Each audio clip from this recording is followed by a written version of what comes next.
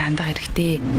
Иргэн бие аврагч нэвтрүүлэг лав гарагт 18 цагаас Химнэл радио 91.7-оор сонсогч танд хүрч байна.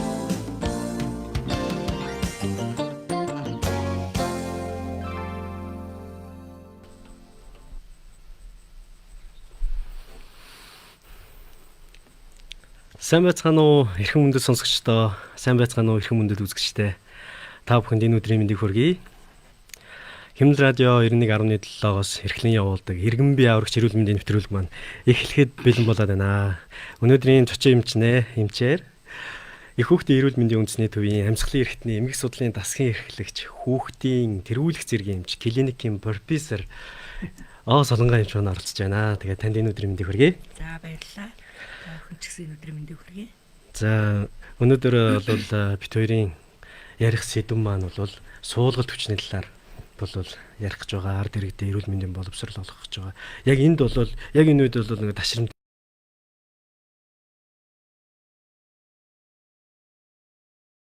иргэдэд ийм сайхан эрүүл мэндийн боловсрол олгож байгаа. Та бүхэнд маш их баярлалаа гэж нийт сонсогч болон үзэгчдийнхээ өмнөөс хэлмээр байна. Манайх бас нөгөө лайв шоу цацдаг учраас хүмүүс бол шууд бид бүхнэр бол шууд асуултуудаа илгээн. Тэгүн гутал манай одоо дасгын эрхлэгч. За юуны талаар асууж болно хүмүүс яа. Тийм учраас хүүхдийн өвчлөлийн талаар юуны талаар асууж болох учраас мэрэгжлийн талаар. Тийм мэрэгжлийнхэн талаар. Тийм учраас та бүхэн бас бид хоёрын эмчилгээний доор гарч байгаа хэсэгт бол комментээр үлдээх юм бол Солонгой эмчээс бол би шууд асууна. Солонгой эмч маань бол тэр асуусан асуултанд бол шууд хариулаад яг мэрэгжлийн үүднээс та бүхэн зөвлөгөө өгөх бүрэн боломжтой шүү гэдэг хэлэхэд таатай байна. Ингээд хоёлаа зөвлөгөөнд орцгоё. За баярлалаа. За тэгээд суулгалт хүчин. За ер нь суулгалт хүчний талаар ер нь ерөнхий ойлголтын та эхэлж ард иргэдэд хэлж зөвлөж өгөөч. За юуны өмнө та нэвтрүүлэгт үзэж байгаа болон сонсож байгаа ард иргэдэд орой минь төргий. Тэгээ намайг энэ нэвтрүүлэгт урьсан Химнэл радиогийн 91.7 та бүхэнд баярлалаа. За тэгэхээр суулгалт хүчин яг одоо өнөөдрийн байдлаар бол яг зуны улирал эхэлж байна. Дулааны улирал эхэлж байна. Тэгэхээр яг ялангуяа 0-5 хүртэл насны хүүхдэд бага насны хүүхдэд эцэг эхүүдэд бол суулгалт бол бас л мэдж явах нэг сэдвийн нэг. Ер нь суулгалт хүчин маань өөрөө сэргийлж болох халдварт орно. Нэгээрээ суулгалтаар хүүхдээс өвчлөхгүй байх боломжтой гэсэн суулгалт өвчин сэргийлж болох гэдэгт нь. За яг суулгалт өвчний тухайд бол тодорхойлт нь Дэлхийн эрүүл мэндийн байгууллага судлаачдын олон жилийн туршид судалсны үндсэн дээр ямар нэгэн тодорхойлтыг гаргана шүү дээ. Тэгэхээр энэ тодорхойлтоор бол 24 цагийн дотор тэгэхээр хоногт гэсэн. 24 цагийн дотор 3 буюу түүнээс олон удаа тооны хувьд 3 буюу түүнээс олон удаа ингээд эмгэг холцтой байхыг л суулгалт өвчин гэж нэрлэнэ. Тэгэхээр эмгэг холц гэдэг ойлголтод юу байх вэ гэхээр ус. Ус давмгаалж алдаа. За тэгээд залхахтаа байх. Эсвэл цустай суулгах. Энийг бол эмгэг холц гэж байна. Харин эмгэг холцгүй гэхдээ тооны хувьд нь 3 4 удаа байх юм бол энийг бол суулгалт өвчин гэж бол нэрлэхгүй. Ялангуяа бага насны хүүхдүүдэд бичдэх гэж байна. Нэгс хоолны бүтцийн хувьд алдагдах юм уу эсвэл хадгалалт хамгаалалт одоо алдагдах юм уу энэ нөхцөл тухайн хоолыг хүлээж авч байгаа бага насны хүүхдийн хотод гэдсний замд хямрсны улмаас үүсэж байгаа басны тоошрохыг бол суулгалт өвчин гэж бол нэрлэхгүй. Яг суулгалт өвчин гэдэг маань болохоор тэгэхээр нингийн гаралтай болон вирусын шалтгаантай энийг болохоор халдварын шалтгаантай суулгалт өвчин гэдэг. Эсвэл бол хоолны шингэц муудах. Ер нь суулгалт өвчнийг дотор нь 4 бүлэг болгож ангилдаг. Өнөөдрийн тухайд бол бид нэгэнд дулааны улирал эхэлсэн. За тэгээд иргэдийн хөдөлгөөн нөгөө гадуур хүнсний бүтээгдэхүүн зарж гин тий ингээд нөгөө нөхцөл байдлууд орчны хувьд болон урьдчил байдлууд маань нөлөөлөд байгаа учраас халдварын шалтгаантай суулгалтыг төлхөө ярьсан дээр авах гэж бодож байна. Яг зөв. Ер нь бол суулгалт өвчнийг яг шалтгаанаар нь 4 бүлэг болгож ангилдаг. Энд хоолны шалтгаантай буюу энэ дотор уурга үл нийцэх, нүүрс ус үл нийцэх, өөхтөс үл нийцэх, үл шингэх гэсэн ийм шалтгаан бий болно. За тэгээ харшлын болон бичдэх. За дараагаар нь халдварын шалтгаантай суулгалт. Тэгээд архаг буюу бусад яг хотод гэдсний замын өөрийнх нь үндсэн эмгэгийн холбоотой үүсэж байгаа шалтгаан тодорхойгүй суулгалт. Ингээд 4 бүлэг суулгалт өгч байна. Өнөөдрийн тухайд бол тэр олон бүлэг энэ эмгэгүүдийг ярахад цаг хугацаа их орно. Тэгэхээр гэж одоо 0-5 хүртэл насны хүүхдэд ихэвчлэн дулааны сэрүүний улирал тохиолддог суулгалт өвчний тухай илүү халдварын шалтгаантай суулгалтын тухай ярьсан. Одоо яг ингээд дулаарж байгаа. Тэгэл газар ингээд хисцэн. Тэгэл юмнууд одоо ингээд жинхэнэ нэг жинхэнэ үржижээд яг энэ үед бол яг хэрэгцээтэй мэдээлэл дууш таарах гэдэг нь шүү дээ. За тэгээд яг хүүхдэд одоо шингэн алдлаа. Яг өдөрт одоо 3-4 удаа шингэн баагаад эхэллээ. Тэнгүүд эмнэлзүүд нь ямар одоо хүүхдэд эмнэлзүүд нь юу илэрд юм болоо. Зөөр одоо. Тэгэхээр өнөөдрийн хувьд бол суулгалт өвчнийг би ингэж л бодож байна л да. Суулгалт өвчний тухай бид нар байнга л ярьж байдаг. Гэхдээ хэрэгжилт маань бас ямар байгаа юм лээ. Тэгэхээр хоёр талтай. Нэг талдаа эцэг их асран хамгаалагч нар суулгалтаас хэрхэн яас хэрэглэх вэ? Яаж өвдүүлэхгүй байх вэ? Нэг талдаа энэ маань урд хүчин зүйл нөхцөл байдал шалтгаан болоо явчих.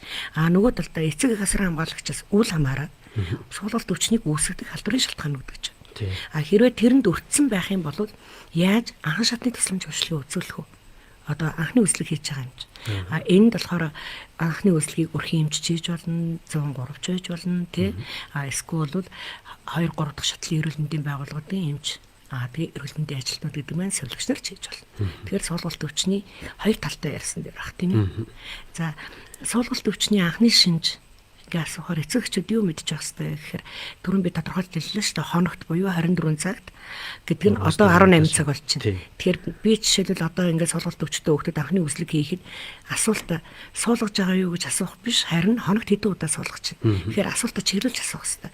Тэр нь өчигдрийн 18 цагаас одоо яг 18 цаг хүртэл хоногт хэдэн удаа суулгасан бэ гэхээр 3-аас олон удаа. Түүнд эмгэг холцоо байна. Жишээлбэл цусны холцоо байна уу, цалгаг байна уу, ус их алдж байна уу гэвэл нөгөө өвчин гэдгийг онцлох гэж байгаа. Тэгэхээр эцэгчүүд энийгээс анзаарч авах хэрэгтэй. Тэгээ суулгангууд нь уг нь сандрах асуудал байхгүй. Яагаад тэгэхээр суулгалт өвчний үед эмнэлзүүдээр гардаг хамгийн гол шинж бол ялангуяа дулааны улиралд бол суулгалт өвчнийг ротавирус үүсгэнэ. Ротавирус. Сэрүүн бүсийн орнуудад бол за нэг бид нар бол бас ротавирусын судалгааны ажил бол хийж лээсэн л да 2008 он манай гэрэлмэн эмч манай одоо интернет эмнэлэгт ажилладаг гэрэлмэн эмч бид нар хамтран ажилладаг байсан. Тэгээд 2008-аас 13 оны хүртэл 13-аас 15 оны хүртэл бид нар үргэлжлүүлээд байсан.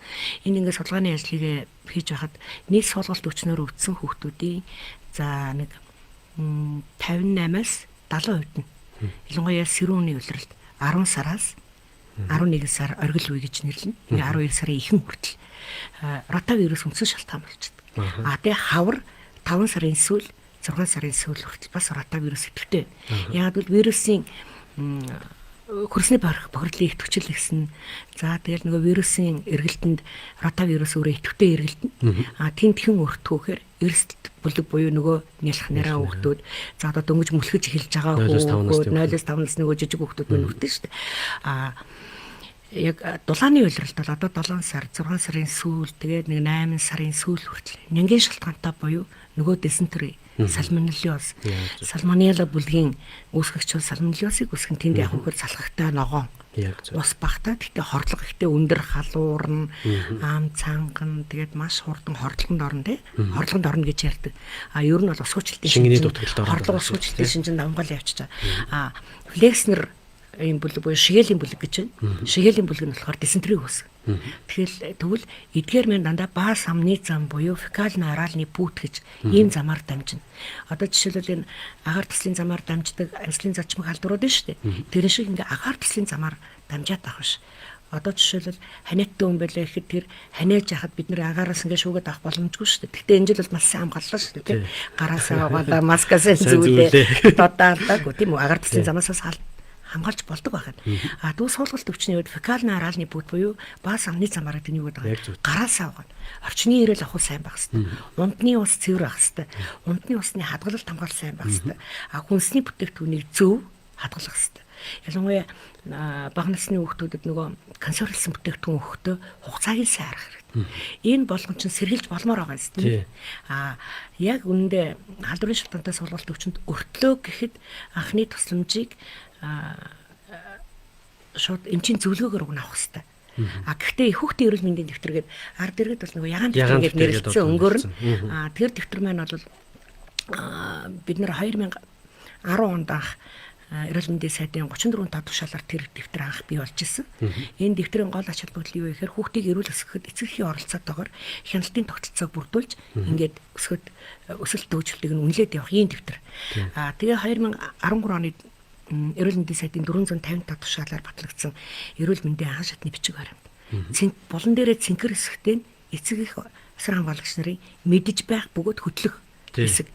Улаан нь болохоор эрүүл мэндийн ажилтнуудыг хөтлж байгаа хэсэг. Тэрний их хүүхдийн эрүүл мэндийн дэвтэр яг 53 дугаар хуудсан дээр суулгалт өвчнийг гэрээр эмчилгээний дөрвөн зарчим байдаг. 53 дугаар хуудсан дээр. Хүүхэд нь суулгаад эхэллээ. 3-аас олон удаа тэгээ ус ихтэй эсвэл бол ингээд дөлүүлээд ч юм уу сквацсан тэгэхэд түргэн дууд хооронд тодорхой хэмжээний хугацаа орно шүү дээ. Ямар нэгэн эмчийн үзлэг тамрагдахын тулд тэр хугацаанд яах вэ гэхээр ердийнхээс илүү шингэн болгоно. Болжгүй шингэслэх давсны ус мал болгоно. Тэр нь нөгөө орс гэж нэрлэгддэг. Шингэслэх давсны ус мал иргэд голдоо хорсоол гэж нэрлэгдээд байдаг. Пакеттай нэг бол 1 литр ус найруулдаг тий. Тэрмэн баасаар гарч байгаа натрий, калий, бикарбонат нөгөө хэрэгцээ шинт электролитийг нөхөх зорилттой. За түүнийг яаж олох вэ гэдэг заавар нэж. Ердийнхээс илүү шингэн болгоно. Сайн хооллно, хоолыг ерөөсөө орохгүй. Тэгээд үргэлжлүүлэн хооллно. Тэгээд хязгаар яралтай эргэж үзүүлэх шинжүүдийг мэдчих хэвээр. Хүүхдэн жишээлбэл шөнө 3 яаж эмчид үзүүлэх вэ? Тий, шөнө 3 цаг жишээлбэл хүүхдэн суулгаад эхэллээхэд зарим нэг цэгчүүд маань за өглөө олгочихъя байдаг тийм үү. Гэхдээ хүүхдээ ажигл тэр нь хязгаар яралтай эргэж үзүүлэх шинж гэдэг нь бас тэр их хүүхдийн эрүүл мэндийн дэвтрийн 57 дугаар утсан дээр улаан юун дээр улаан фон дээр суулгалт ба уушгины хатгалгаатай бүхтийн эцэг эхчүүдийн яралтай эмчид үзүүлэх яралтай шинжүүд гэдэг дотор суулгалтын тухайд байж байгаа. Ууж чадахгүй болвол тий зөөрөмд шүү дээ. Тэр шинжүүдийг эцэг эхчүүд маань уг нь ингээд хараад мэдээд явж байвал суулгалт специфик хаагаад байх юм байхгүй. Гэтэ эмчийн завраар эмчилгээ хамаа замраагүй эмийн бүтээгдэхүүн хэрэглэж болохгүй. Ялангуяа антибиотикийг болохгүй. Тэгэхээр эргээгээд тэр маань эмийн шалтгаантайч болох юм билүү. Тэгээ шаардлагагүй тохиолдолд антибиотик хэрэглэнэ гэдэг нь нөгөө талдаа нөгөө эсэргүүцэж өвчнийг эсэргүүцэж байгаа дархлааны тогтолцоонд маань хямрал үүсгэж шүү дээ. Тэнгуудлаа антибиотик хийж уугаад харж хүний одоо бүгдэн гэсэн чинь тэр чигээр бифидум бактери гэж байж байгаа. Тэрийг устгаад нөхцөлт бактериуд гэж хоол боловсруулах үйл ажиллагаанд орсон бактериуд гэж нэрлэдэг. Нөхцөлт бас харин патогенний буюу нөгөө гаднаас өвчин үүсгэж байгаа бактериуд тэр шигээлийн сохонцор эшерихэ колимолиж болоод ирэхээр өвчин үүсгэж бактери болоод ирнэ. Тэгвэл антибиотикийн буруу хэрэглээ эмчийн заавар зөвлөгөөг хүүхдийн антибиотик эмчилгээ бол ер нь килограммчинд яг хэрэглэх ёстой заалтаараа л хэрэглэгжээвэл ямар нэгэн юу үүсэхгүй. Ихэвчлэн хүмүүс нөгөө гентамицин тархаар дүлэрнэ гэл ингээд эдэг чинь килограммчинд нь хийж байгаа учраас тэгээд яг хэрэглэх ёстой өвчнийхөө өмгөгийн үед заалтаар хэрэглэж байгаа учраас сайхан аюул байна. Харин дур мэдэн хэрэглэх юм уу эсвэл бол замбраагүй хэрэглээд тунгийн нэвтрүүлэх юм бол нөгөө ашигтай бактериудыг устгаад эргээгээд бас сулгалттай нөлөөлөх нь. За хоёулагийн яриаг шууд лайваар цацж байгаа учраас хүмүүст одоо сонсогдсон нь бол хэр байгаа юм бол сайн сонсогч байх юм бол лайк дараад явчаарай. Бас олон хүнд бас шеэр хийх юм бол бас олон хүнд энэ сайхан мэдээлэл хүрнэ тий. За тэгээд хоёулаад бас ингээд хүмүүс бас сайн байна уу, солонгоо багштай болно, төөгээд амжилт хүсье гэд баахан ингээд нэг мессежүүд ирж тэгээд тэднийг бас хэлээд явахгүй болохоор хүмүүс гомдлоод идэв байлээ. Тийм үү. Уншаад явахгүй болохоор болдгүй байлээ шүү.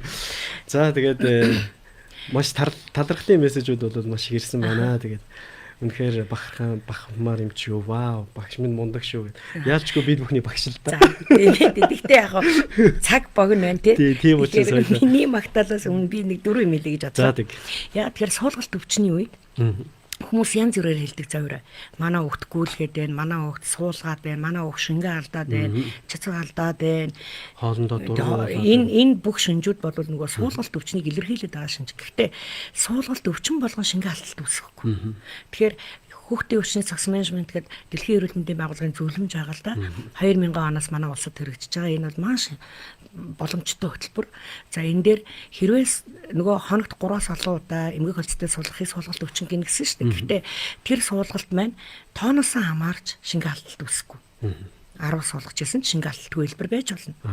Тийм учраас шингэн алдалтгүй яаж үнэлэх вэ гэдгийг бид нарт бас хэрэгтэй байх тийм. Тэгэхээр шингэн алдалтыг 3 хэлбэр болгоно. За юуны өмнө шингэн алдалтай ба алдалтгүй хэлбэр гэж байна. Шингэн алдалтгүй хэлбэр нь хэдийгээр хүүхэд хоногтой 3-7 удаа ингээд усрахыг суулгаж байгаа ч гэсэн тэр хүүхэд хоолндоо сайн, хөдөлгөөн нэтгэвтэй хэвийн ердийнхөөрөө шингэн уухтаа сайн, хоолндоо сайн, шээсний гарц хэвий ямар нэгэн зовиргүй бол энэ шингэн алдалтгүй суулгалтын хэлбэр. Тэгвэл энийг миний түрүүний хэлсэн нөгөө эхүүх дээр бол мэндийн дэвтрийн 53 дугаар хуудас түгээрээ л эмчилнэ. Б төлөлгөө, В төлөлгөө гэж байна. Тэгвэл энийг шингэн алдалтын хэлбэр гэнэ. Б төлөлгөө гэдэг нь Б төлөвлөгөөр эмчлэх буюу шингэн алдaltaй хэлбэр, В төлөвлөгөөр эмчлэх буюу шингэн их алдaltaй хэлбэр гэж байна. Нэгүгээр бол Б төлөвлөгөөр эмчилдэг хэлбэрт нь болохоор хүүхэд 50 бус чамдгаа нөгөө суулгаад усгуужээд байгаа шүү дээ. Гэтэл шингэний нөхгүй уулахгүй ингээд өөлдөг чи алдахын хэрээр усгуужилт явна. Эргэлдэгцсний хэмжээ өтгөрөн тэгэнгүүт тархитлагын өвдний хүүхэд уйлжил илэрхийлнэ. Тэгэнгүүтээ ингээ аяг дагуулад хараад уух гад нөгөө нэг ээжээ би усууч чадъя гэж одоо нэг 7-8 сартаа хэлж чадахгүй уйлж илэрхийлнэ. Тэгэхээр хүүхдээ уйлах шинж гэдэг бол ерөөсөө эцэгчүүдэд маш сайн мессеж өгч чаддаг юм шинж байдаг. Тэгэхээр аяг дагуулж хараад ховдглон уугаад аяг ортуулахаар бүр ингээ зарим нь ингээ бүр ингээ барьж аваад уух гад нэгдэг. Тэгээ 50 бус сочромтгой ховдглон уугаад нүдэн баг зэрэг хонхоогоод арьсны хүнээс гэж байна. Одоо энэ хүүс байгаа. Хүүсний хоёр талд босоош өмнө дээр ингээ чимхээ тавихад арьсны хүнээс шууд тэнийж явах хэрэгтэй. Гэтэл усгүйжилт явагдаж байгаа бол тэр удаан тэний. Энэ нь гэхдээ 2 секундын дотор чимхээд буцаагаад 2 секундын дотор. 2 секундыг заавал цаг хараад байх шаардлага байхгүй. 2 оронтойг нэг удаа хэлэхэд 1 секунд гэдэг. 11 12 гэхэд тэнийжээвэл энэ Б төлөвлөгөө буюу 4 цагийн дотор килограмм жинд 75 мл шингэсэлбэг давсны ус мал уулгах. За энийг сайн анхаарал авах хэрэгтэй тийм. За жишээ яриа хоёлаа тэгэхээр. За 10 кг жинтэй нэг настай хүүхэд байлаа гэж бодъё. За тэгээ. Тэгвэл 4 цагийн дотор килограмм жинд 75 мл уухын тулд 4 цагт 750 мл уух нь байна тий. Тэр хүүхдэд одоо 4 цагийн дотор 750 мл найруулсан 1 литр шингэсэлбэг давсныхаа уусан place. За тэгвэл 750 мл-ийг 4 цагийн дотор уух юм чинь 750-д 4 тугай. За дунджаар 125. 120 орчим. Тий за 130 орчим байна. Тэгвэл цагт 130 мл ууя гэж. Тэрийгээ 60 минутанд тугай. Дунджаар за 2.6 мл л гарна. Тэгэхээр минут тутамд 2.6 мл буюу би зүгээр яг би чи юмч хүн шүү дээ. Би сахиуруудаа юу эцэгчүүдэд юу зөвлөгөө өгдөг гэхээр 3 г шпрезээр нөгөө найруулсан усмлаасаа чи минут тутамд 3 мл хүрэхгүй нэг 2.6 3 мл-ийг л уулгаад хүүхд багаар тусаагаа. Тий нэг дор бөөнөр нууж чадахгүй шүү дээ хүүхдээ. Тэгвэл чи цагт 150 мл. Тэгвэл 4 цагийн дотор 750 нөгөө баасаар гарч исэн ус хөөжээд шингээ алдсан хэлбэрийг засна.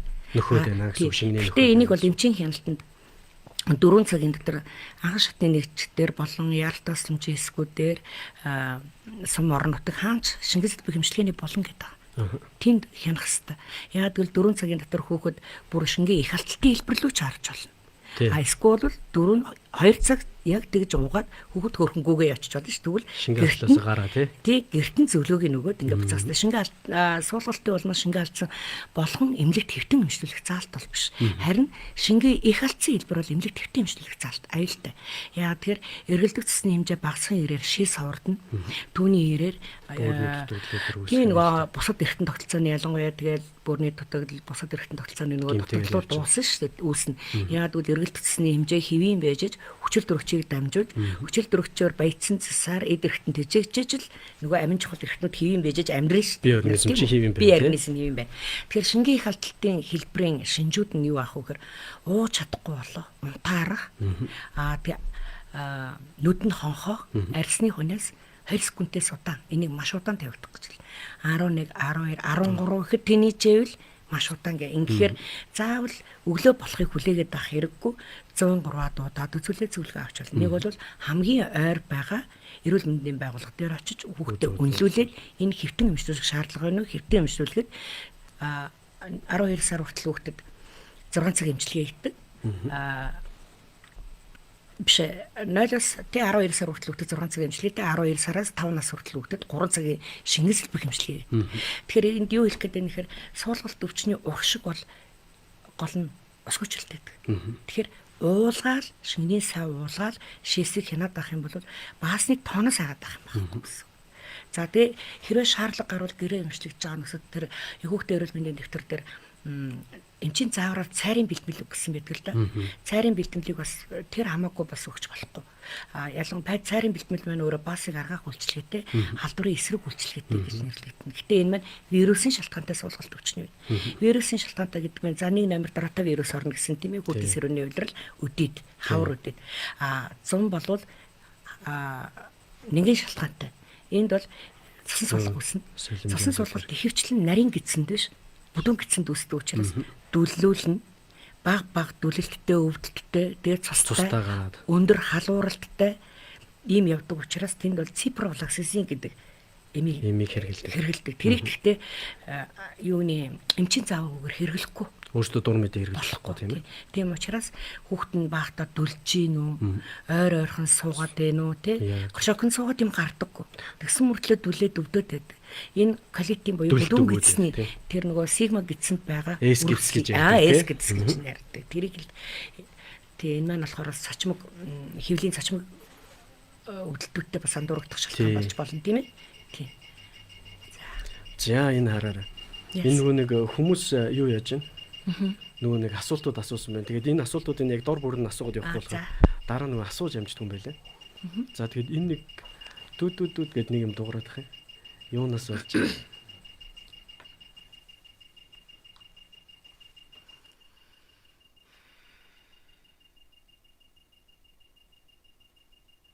За хоёулаа бол ярьжлаа. За энд нэг асуулт орж ирсэн байна. 5 сартай охин маань өтгөнөө гаргахгүй 5 хоног хураачих юм аа. Холимог хоолтой ус хөхний хажуугаар өгдөгч хатаад байх юм. Яаж хурдан өтгөн гарах хэмжээ авах вэ? Эсвэл өтгөнөө гаргахаараа хит их шингэн баад гэнэ. Гарсныхан дараа 5 хоног гэдэг бас арай л удаан л байна л да. Гэхдээ 5 сартай гэж дээ. 5 сартай хүүхэд бол дан хөхөөр хооллох хэрэгтэй.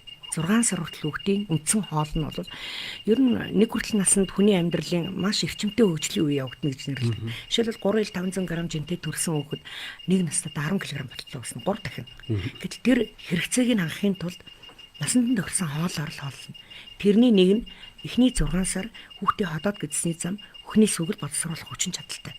Тэгэхээр би түрүү хэлсэн шүү дээ суулгалт өвчин 4 бүлэгтэй байдаг. Зарим нь архаг өөр ходоод гэдсний замын бусад эмгэдийн үед үлсэн суулгалт байж болно.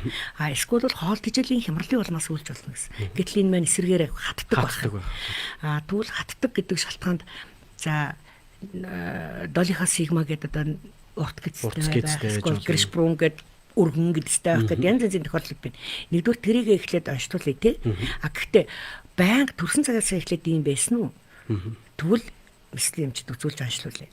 Тэгэхгүй зүгээр баадаг байж байгаа тийм болсон бол дан хөхөр хооллох тийм.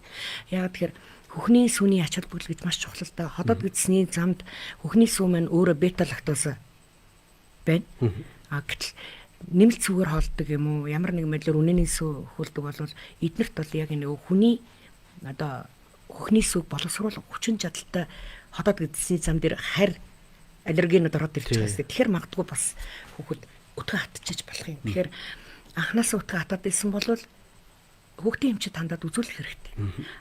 Анханасаа хатаагүй бол зөв хооллох юм. Яг энэ дээр энэ хоолтой холбоотойгоор бас хүүхдийн эрүүл мэндийн дэвтэр 72 дугаар утсан дээр хүүхдийн хооллолт. Бага насны хүүхдийн саргаал сувилгаач нь 50 68 дугаар утсан дээр байдаг. 53 дугаар утсан дээр байдаг. Суулгалт өвчнийг гэрээр эмчлэх чинь 68. Яа тэгэхээр нөгөө бид нар зөвлөгөө өгөхдөө дандаа эцэг эхчүүдэд ингээд зааж зөвлөдөг учраас нөгөө хууцаар нь хэлээд байгаа байхгүй. Тэр дандаа цэнхэр булан дээрээ цэнхэр байгаа. Тэрийг бодсон амжих хэрэгтэй. Тэгээ ер нь бол эцэг эхчүүд бол одоо ягаан дэвтэрээ хүүхдээ эрүүл мэндийн дэвтэрээ бол маш сайн ингээд эргүүлж тойруулаад бүр ойлгочих юм бол тэрэн дээр бол маш их зөвлөгөө хэлдэг. Тэгэлгүй яг тэр чинь нөгөө жирэмсэн байх үед эхийн хөвлөд байх үеэс нь ургийн хөгжлөөс нь хүүхдийн эрүүл мэндийн тухай асуудал яригдсан шүү дээ. Тэгээд тэр чинь төрөх үе, төрсний дараах үе, тэгээд насанд хүртлээ өсөр үе хүртлээ энэ чинь хүүхдийн эрүүл мэндийн асуудал яригдсан. Тэгэхээр тэр дэвтрээ өрн сайн маш сайн хэрэгэл зурх хэрэгтэй. Яагаад тэгэхээр жирэмсний хяналтанд оронгот уг нь өгдөг юм билээ. Өгдөг шүү дээ.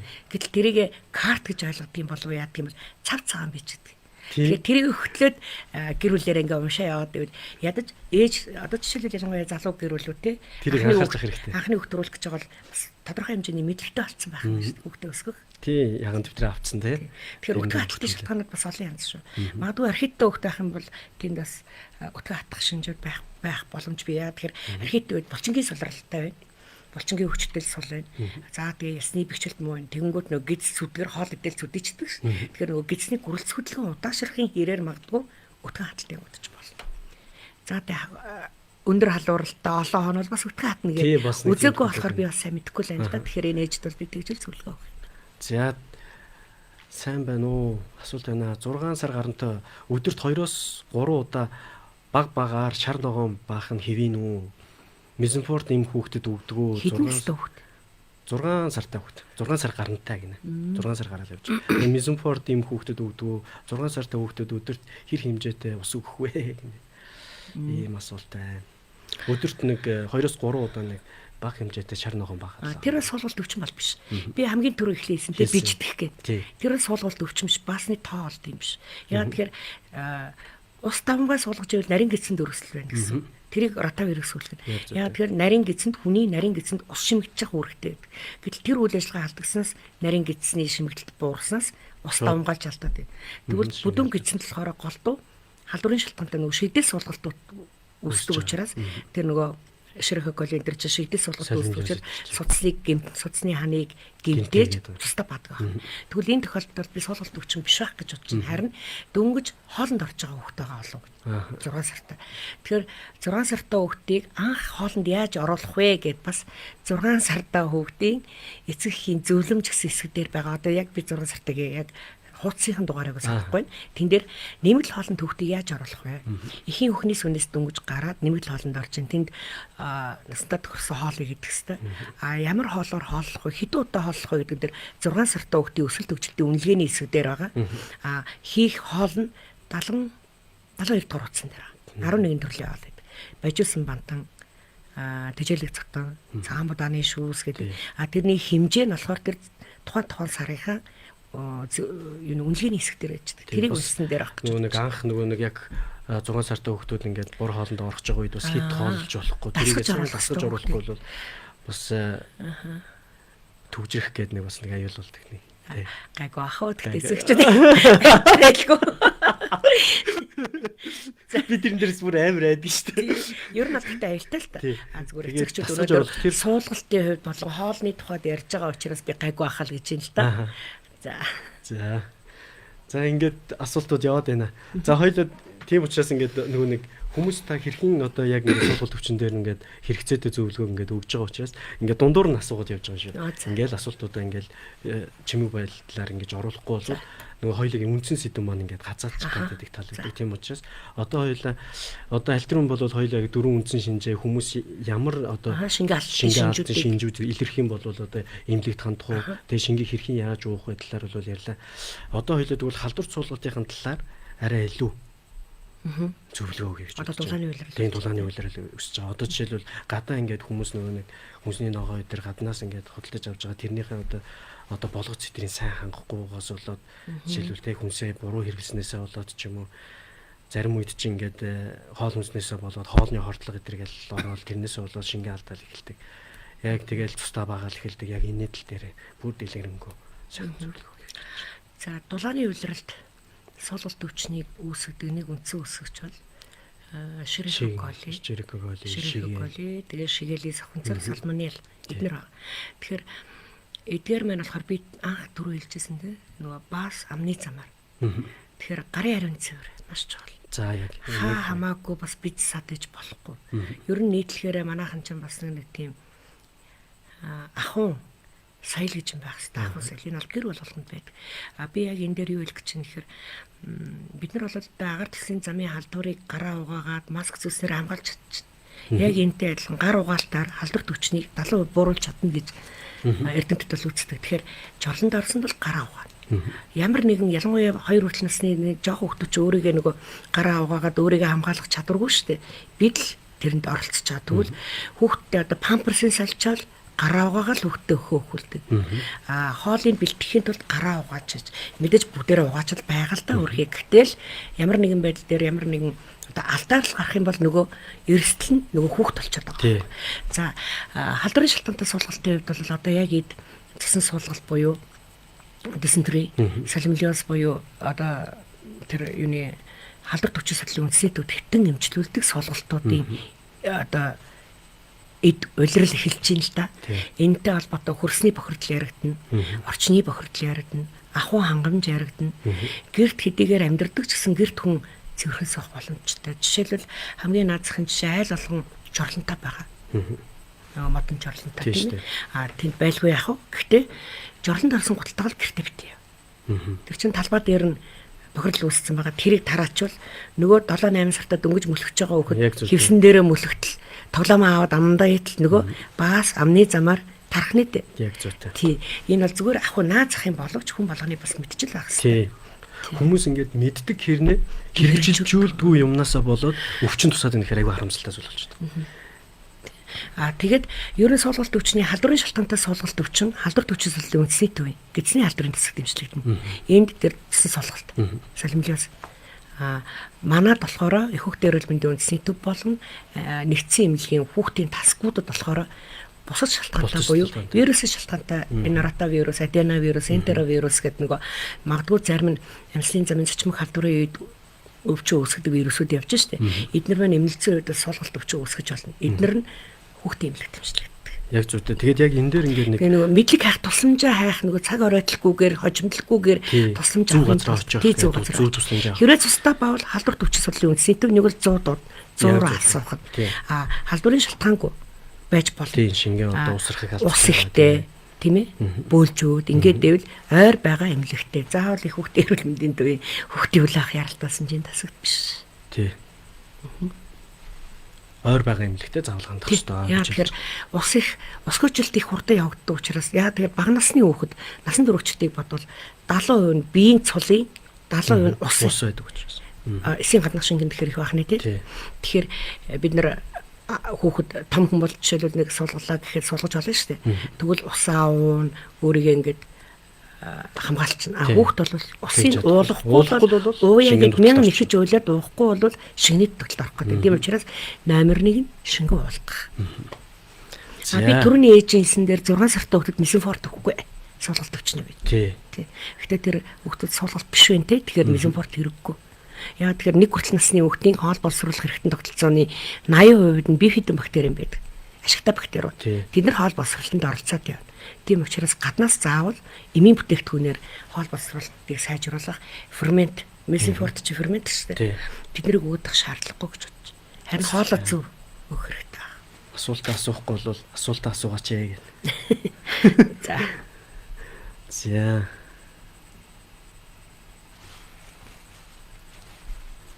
За холимог хоолтой бөгөөд 4 сартаагаас эхлээд хар ногоон өтгөн өдөрт нэг удаа баасаар л байна. Энэ хэвэн үү гэдэг чинь. Холимог хоол нь юу юм? Юу гэдэг юм бол? Холимог хоолтой гэхээр нөгөө 4 сартаагаас хойш гэхээр одоо хөхөөрөө тэгэл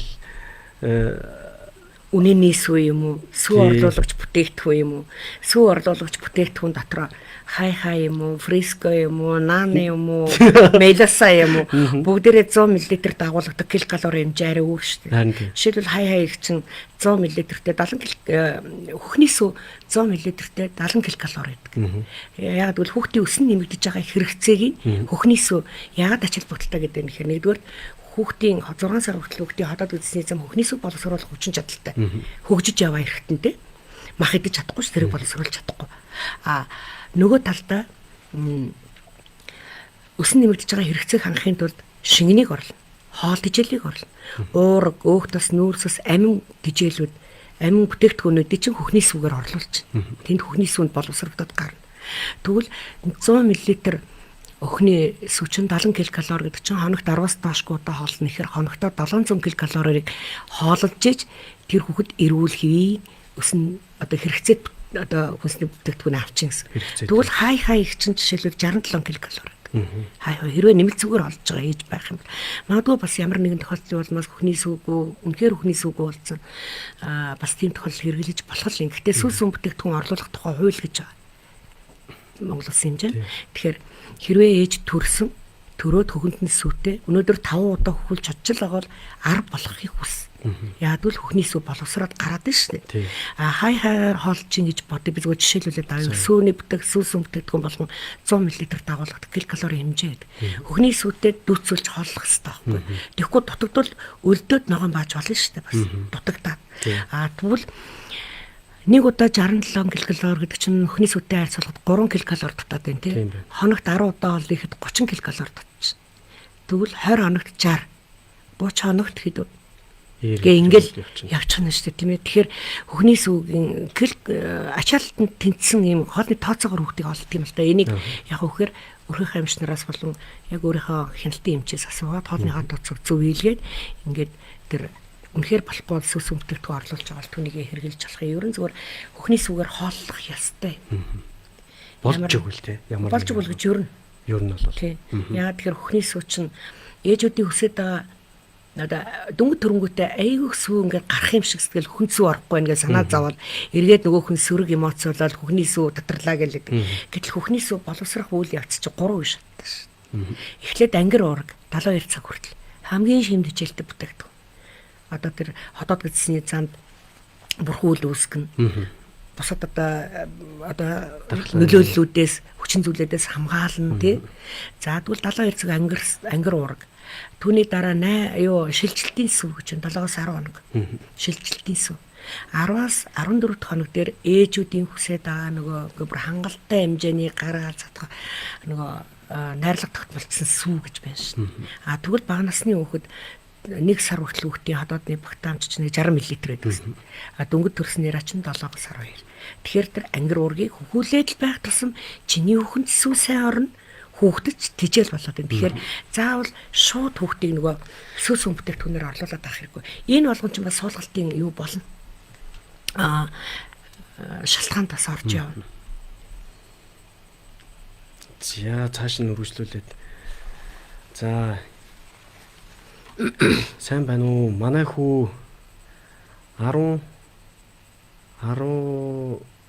11 сартай гинэ. Тэгээд 11 сартай юм. Одоо 14 хоног шингэн суулгаж байна. Суулгалтанд зогсдгүй гэдэг чинь. Хэрхэн яаж суулгаж байгаа юм болоо? Минийст аюул чухал юм асуулаа. Битээр нөгөө суулгалтынхаа зөвхөн эмнэлэг зүүн шингээ алдал яриад байсан болохоос хугацааны хувьд ерөөс яриаг юм байна. Архаг суулгалтын талаар бас яриаг байна. Тэгэхээр суулгалт өвчнийг яг эмнэлэг зүүн шинжээр нь уусан, цусан гэж ялгахын зэрэгцээ, шингээ алдалтын хэлбэрээр нь хөнгөн хүнд гэж ялгахын зэрэгцээ, үргэлжилсэн хугацаагаар нь цаачмаг, уужиг, архаг гэж байна. Энэ аюул зөв асуулт асуулаа би мартсан байна.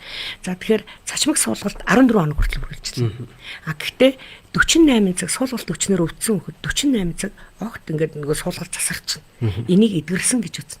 Дараа нь 5 хоногийн дараа дахиад суулгаж олно да. Энэ цачмаг суулгалт. Нийт хугацаа нь 14 хоног биш. Нийт үргэлжилсэн хугацаа нь тасралтгүй 14 хоног бол энийг уужиг суулгалт гэнэ. Тэгэхээр уужиг суулгалт бол тураалын нэг шалтгаан байдаг учраас хаана хандаад ямар эмчилгээ хийгээд байгаа тэрийг би сайн мэдэхгүй байна. Тэгэхээр энэ бол заавал эмчийн зөвлөгөөнд хамаардаг шүү дээ. Яа тэгэхээр суулгалт бол тураалын үндсэн шалтгаан болдог. Тураалын үндсэн шалтгаан мөн гэдэг дэлхийн эрүүл мэндийн байгууллагаас бүр тодорхойлсон байдаг. Яа тэгэхээр хүүхдийн хоолны дуршил муудна, хүүхдийн ходоод гэдсний замын шимэгдэлт болон шүүрэл ялгаруулах процессууд алдагдана тийм ээ. Шимэгдэлт гэдэг нь шинэ процессуудыг шимэгдэж байгаа хэрэгцээгүй бүтээгдэхүүнийг ялгаруулах энэ үйл ажиллагаа алдагдана. Тэгэхээр суулгалт халдварын улмаас магадгүй вирусын болон дэнгийн халдвар тогтлоо гэхэд шинэ процессын хэрэгцээ гэсэн. Тэгэхээр тохиолдол бүрийн ард суулгад өнөөдөр нүдэн дээр илэрхий тураагүй ч гэсэн дараагийн удаа гэзсний одоо хэвийн үйл ажиллагаа холбоос хөлөх тогтолцооны хэвийн үйл ажиллагаа алдагдаж хямрчл байгаа юм чинь тэр магадгүй дараагийн удаад тураалт хүргэх шалтгаан болно. Тэгэхээр тураал гэдэг маань бол суур эмгэгт орно. Тийм. Суур эмгэгт ороод тэгэхээр үнэхээр энэ хүүхэд уужиг суулгалттай. Гэхдээ уужиг суулгалттай бодвол гэрте байгаа болов уу гэж би ойлголоо зогсдгүй гэхийг бодоход уужиг суулгалтын улмаас шингэн алдалтгүй болвол уг нь эмчийн хяналтанд дэмжүүлэх хэрэгтэй. Шингэн алдалттай бол бүр эмнэлэгт хэвтэн дэмжүүлэх хэрэгтэй. Эмчийн хяналтанд дэмжүүлнэ гэдэг нь давтан үзлэгтэйгээр дахин үзүүлээд байна гэсэн. Яг гэвэл уужиг суулгалтын давтан үзлэгийн хугацаа 3 хоног. Биш 14 хоног гэжтэй тий. Уужиг суулгалт. Тий. Тэгэхээр давтан үзлэгт эцэг эхчүүдээс хүүхдээ хамруулна гэдэг нь аюул чухал. Өнөөдөр нэг үзүүлээд Тэгээд шууд эдгэрчгүй ялангуяа энэ ужиг суулгалт бол. Тэгэхээр тэнд ужиг суулгалтын үндсэн гол эмчилгээ бол баасыг тогтоох чухал биш байна. Тэнд яг тэгэхээр олон хоног 14 хоног тасралтгүй 3-аас олон удаа эмгэг холцтой суулгаж ужиг суулгалт болох байх л та. Тэгвэл тэнд яг үхээр хоол тэжээлийн хямрал болно. Гэдсний хэвийн үйл ажиллагаанд шимэгдэх шүүрх процесс алдагдсан байна. Энэ нь удаан яваад байвал үл шингэх буюу нөгөө уург, өөхтөс, нүүрсэс үл шингэх хам шинж буюу нөгөө молипсоор уцалдаг шин. Тэгэхээр ард нь шимэгдэлт хэрэгцээгээ хангаж чадахгүй юм чинь нөгөө тураалчин гүнзгийрээд байгаа. Тэгэхээр эмчид очиж зөвлөгөө авсан дээр ахаа л гэж. Би яг ужиг суулгалтын тавтан үзлийг арай бодлоалчих шиг болоо нөгөө сандраад яг толгонд шууд орж ирэхгүй наа. Давтан ужиг суулгалтын тавтан үзлэгч нөгөө хөцмөр тий дараалал ингэж үзүүлж явж байгаа. Тэгээд нөгөө нэг хэсэг хугацааны дараа завсарлаж байгаа дахиж үзүүлээд байгаа. Хоёлаа л нөгөө яг шингээ алт руугаа бүр ингэж гүнзгий ороод байчихлаа. Тийм. Одоо жаахан өтгөндөө ихэн үнэртэй бор бараан баахан хэвэн үү гэнэ. Саяны хүүхдийн үргэлжлэлийн асуулт нь л байна л да. Тэгэхээр зогсдог. Одоо өтгөндөө ихэн үнэртэй байгаа. Хоногт. Хэдэн удааг нь бол бичээгүй юм байна. Би арай сайн хэллээ шүү дээ. Ужиг суулгалт, архаг суулгалтын тухайд бол архаг суулгалт гэдэг бол шал өөр ойлголт. Нөгөө дөрөвдүгээр бүлэг өвчин дээр явна. Суулгалтын шалтгааны дөрөвдүгээр бүлэг. Бид хоёр энэ удаад бол цачмаг суулгалтын тухай ярьж байгаа. Цачмаг суулгалтын ард ужиг суулгалт. Цачмаг суулгалт маань тасралтгүй 14 хоног үргэлжлэхийг 14 хоног хүртэл одоо ингээд үргэлжлээд явах нь шүү дээ. 14 хоногоос дээш тасралтгүй суулгаж ивэл ужиг болно. Түүнээс 14 хоног дотор 3 хоног суулгаж байгаа зүгээр болсон. Огт баагаагүй суулгаагүй. Тэгээд 5 хоногийн дараа дахиад 2 хоног суулгасан. Энэ бол ужиг суулгалт биш. Нэг нас 8 сартай л хүүхд юм байна. Аль төрөний хүүхд бол 14 хоног суулгаад байгаа тэр хүүхд. Аль дүүрэг юм бэ? Дүүрэг. Одоо бас ингээд нөгөө яг үзээгүй хүүхдэд хариултах бас аягүй хэцүү байдаг шүү дээ. Зөвхөн суулгалтын завираас нь биш үем чи өөрөө үзлэг хийж тэнд шингээ алдалт байна уу, тураал байна уу, бусад эргэтэн тогтолцооны хямрал байна уу, үгүй ядчилдсны эргэлтийн хямрал байна уу те. Энийгээ үзчихээж бүх байгаа эмгэгт нь эмчилгээ хийхээс ганцхан баасны тоо цөөрүүлэх гэж эмчилгээ хийдэг учраас бас асуултанд хариулах жоохон дутагдaltaй л байгаа хэл та те. Яг үзчихээж. За энэ хүн бол аль дүүрэггүй аль дүүрэг яг чиглээд бол үзүүлчихвэл зүгээр. Харин тийм ээ. Гэхдээ байгаад тааш очиод үзүүлээ зөвлөгөө авсан дээр хаа. Өдөрт бол саяны тэр дээдлийн нөгөө Бацуулын асуулт яваад өдөрт 10 удаа бааж байгаа юм. Хөөх их биш. Их байна те. Их байна. Ойн 8 сард өгдөг. Тий, нэг нас 8 сард. Их байна. Нэг ойн 8 сард. Тэгэд эмчид хандсан уугүй юу? Давтан үзлэгтэй хандсан уугүй юу? Хоол эмчилгээ хийж гин үү? За яг үндсэн эмчилгээн дээр одоо бас магадгүй шаардлагатай бол мультивитаминтай цайрын бэлтгэл. Энд чинь тураалын бөгөөд ужиг суулгалтын үндсэн эмчилгээ шүү дээ. Цочмог суулгалтын үед бол дан цайрын бэлтгэл болно тий. Тэгэхмэчлэн ингээд янз янзын юм байна л да хүүхдүүд витамин бас. Тий витамин чинь эмчилгээний тунгаар орж ирнэ ужиг суулгалтын үед. Яа тэгэхээр шүүрлийн иммуноглобулин А чинь бас бага насны хүүхд ялангуяа 5 хүртэл насны хүүхдэд үүсэж л байгаа. Арай бүрэн гүйцэд нөгөө хамгаалах тогтолцооны шингэний дархлаагийн үүргийг гүйцэтгэх арай болоог байгаа. Ойн 8 сартад ч жоох хөвгтэй шүү дээ. Тэгэхээр А витаминыг эмчилгээний тунгаар ужиг суулгалтын үед хэрэглэн тий. Урчин сэргийлэх тунгаар эмчилгээний тунгаар гэдэг хоёр төрлөө дээ хатна чи. Яг улаан бурхны үед бол эмчилгээний тунгаар ужиг суулгалтын үед эмчилгээний тунгаар байдаг учраас эмчид очиж үзүүлсэн дээр авах гэж зөвлөмөр. За энэ Бацуул. Тэгээ сургаар эмчилж болохгүй хаа. Шууд ингээд энэ асуултыг бол хариултыг авсан байх гэж бодож байна. Яг гэвэл энэ бол маш чухал асуулт яваад байна л да. Энэ бас хүүхднээс үзүүлэхгүй бол бас ингээд гэрте байгаад иж болохооргүй тийм зүйл байж байна. За тэгээд бас нэг зүйл байна. Стоптиар имийг одоо хэрэгэлдэг нь ямар учиртай юм бэ? Ямар шалтгаантай юм бэ? Суулгалтын үед стоптиар гэдэг юм уулгаж байна гэж нэгний талаар зөвлөгөө өгөөч ээ гэж. За би бол хүүхдийн эрүүл мэндийн үндэсний төвийн эмч. Тэгэхээр манай эмчилгээний стандарт 2008 оны хүүхдэд зовлон тохиолдох өвчний үеийн стандарт гэдэг байдаг л да. Энд 2008 онд хэвлэгдсэн энд суулгалт өвчний тухай стандарт гэдэг. Тэгэхээр бидний хувьд бол стандартыг биелүүлж ажиллах үүрэгтэй юм шиг. За стандартыг дагаад тухайн байгууллагын эмнэлзэн заавар өдөртөмж гарна. Тэгэхээр манай Хүүхдийн эрүүл мэндийн үндэсний төвийн суулгалт өвчнийг эмчлэх стандарт заавар өдөртөмж нь Stop Dare гэдэг юм яг одоо бол байхгүй. Бид нар Дэлхийн эрүүл мэндийн байгууллагын зөвлөмжөөр шингэн алдалтыг эмчлэхэд А, Б, В төлөвлөгөөр эмчилнэ. Гэхдээ хэвтээ эмшүүлж байгаа хүүхдүүд Б болон В төлөвлөгөөр А төлөвлөгөө гэрээ эмчилгээ. Вирусын шалтгаантай суулгалт өвчний үед бид нар бол цайрын бэлтгэл хэрэглэнэ. Нингийн шалтгаантай суулгалт өвчний үед ципрофлоксисины 15 мг кг-аар 3 хоног 12 цагаар. Гэхдээ энэ ципрофлоксиснийг бол хэрэглэхдээ бол зайлшгүй. Эмчийн заавартаар хэрэглэхгүй бол бас аюултай гэдгийг хэлэхгүй. Магадгүй Stop Dare-ыг би бол үндэ бол хэрэглэж үзээгүй. Бид нар дээр бол бид нар чинь нөгөө хүнд өвчтөе хүүхдээр ажилладаг учраас тийм хэрэглэх момент нь байхгүй учраас би бас сайн хэлж зөвлөж мэдэхгүй байна. Зүгээр анхан шатанд буюу одоо шингэн алдалтгүй. Гэхдээ нөгөө биоцинаас алдагдсан хүүхдэж болно шүү дээ. Пробиотик маягаар хэрэглэх ийм тохиолдолд бол шингэн алдалтгүй эмнэлэг төвтөн эмчилгээгүй гэрээ эмчилгээнд хэрэглэдэг байж болох юм. Гэхдээ тэрийг тухайн байгууллага өөрөө эмнэлзэн заавартаа тэр 2008 оны стандартыг баримтлаад гаргах хэрэгтэй. Тэр манайд бол тийм юм байдаг. Утасны дугаар дээр асуугаад энэ дээр нөгөө тэгж болдгоо. Тэгээд хоёлаа одоо суулгалтынхаа нөгөө нэг хүндрэл хэсэг рүү оръё. Одоо жишээлбэл эцэгчүүд маань ингээ анхаар боломжгүйгээс болоод маш олон ингээд хүүхдүүд маань суулгаад ингээд 7 хоногор суулгаад шингэн ус хүчилт үүсээд эхэллээ. Яг энэ үед одоо хүндрэл нь одоо яаж явагдд юм бэ? За тэгэхээр ерөөсөө усан суулгалтаа эхлээд яриа хэлээ дэгөө. Вирусын шалтгаантай голдуу нарийн гидсэнд явагдаж байгаа өрсөл анхны тий ус давмгаалж алдна. Тодорхой жишээ нь одоо вирусын шалтгаантай суулгалт өгч байгаа. Одоо тийм хүмүүс бид нар дээр ирж байна л да.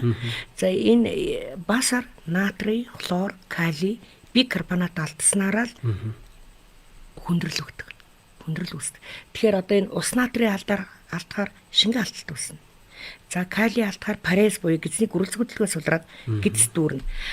Бикарбонат буюу суурийн алдагдал үүссээд ирэхээр нөгөө хордлого буюу метаболик ацидоз гэдэг одоо нэлээ хордлогочлог гэдэг. Метаболик ацидоз чи юу? Бодис хэлцээний хүчиршил үүснэ. Энэ дөрвөн маань үндсэн хүндрэл.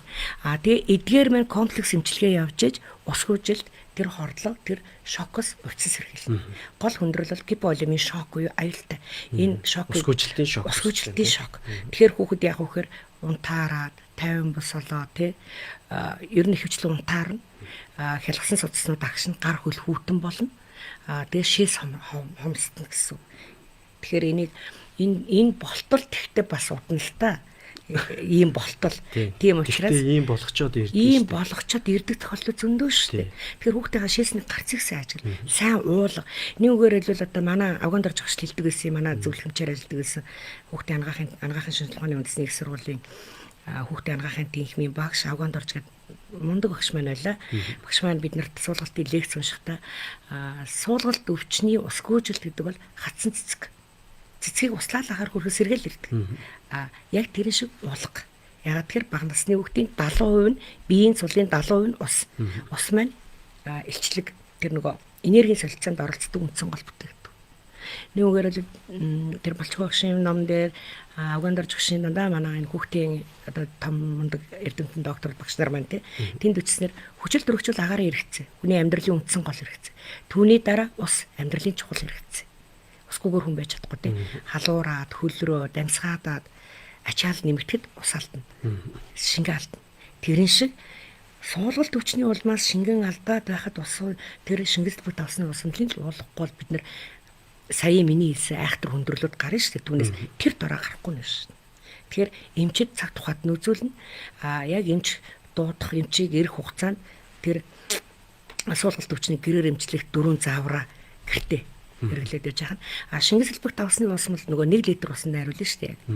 Бослогс нь 1 литр усанда. Тэгэхгүй 1 литрээс бага усанд найруулвал тэр маань давсан туул болох нь шүү дээ. Яг тэгэхээр шүүрэлтэд ба осмосын суулгалт гэж байна. Тэгвэл 1 литрээс их болчвол нөгөө гараад басаар ялгаран гараад байгаа натрий, калий, бикарбонатыг нөхөж чадахгүй нэ. Яг 1 литр усанда тэр пакеттай маань байжж басаар гараад байгаа тэр шинт бодисуудыг тэр эрдэс бодисуудыг нөхтгөл учраас басны тооноос айх аюулгүй, өсгөөжилт үсгүй гэж хэлж байгаа юм. За хоёулагийн цаг бас нэлээд явцсан байна. Тийм. За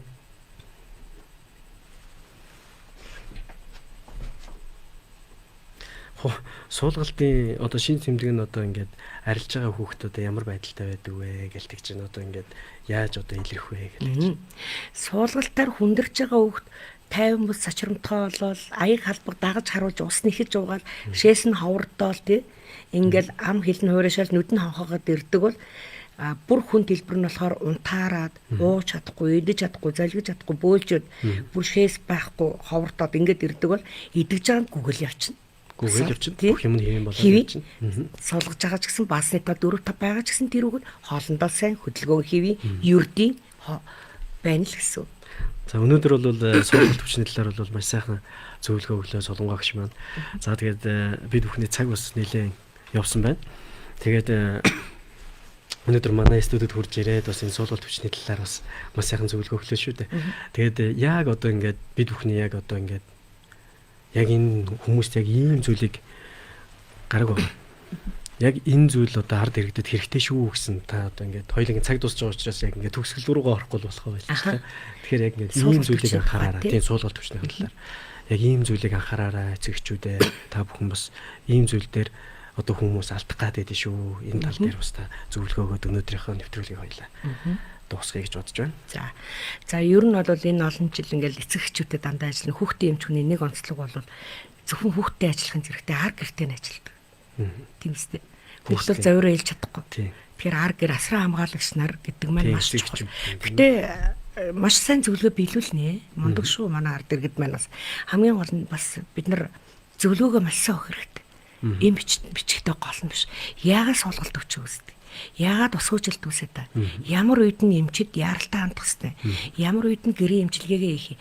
Үгүй ядаж 0-9 хүртэл насны бага насны хүүхдтэй айл гэртээ жижиг аптекууд байдаг шүү дээ айл.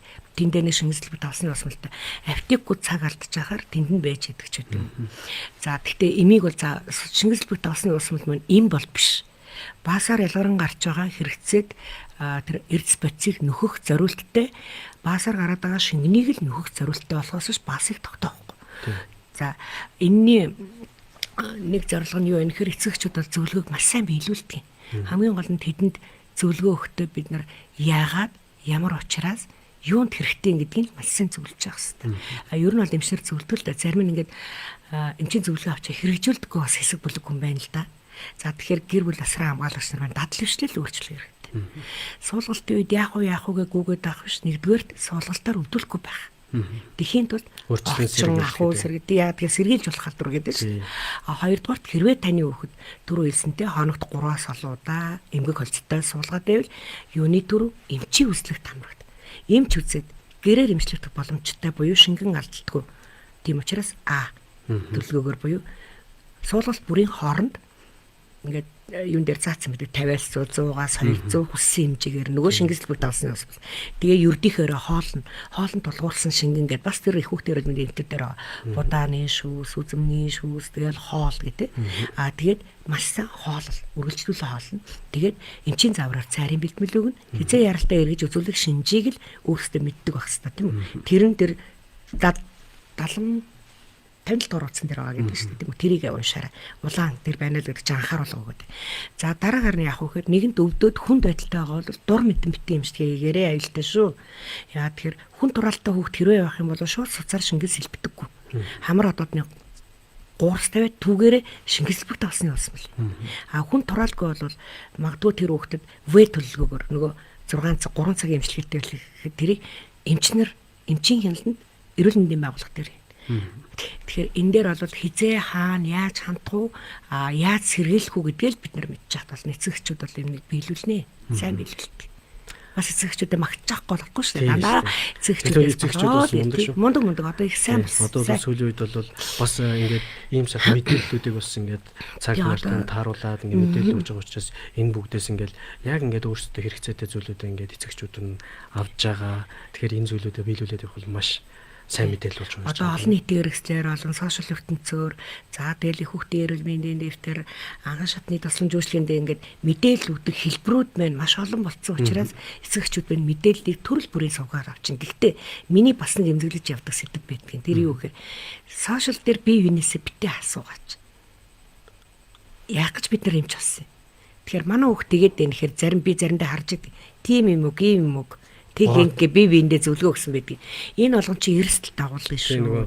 Одоо нөгөө нэг тэдэн сартаа хүмүүсийн ээжүүдийн групп гэдэг. Яг группуд байж олон та бид нь бие биендээ зөв мэдээлэл өгөх хэрэгтэй. Хөөрхөн бичсэн группуд байдаг юм.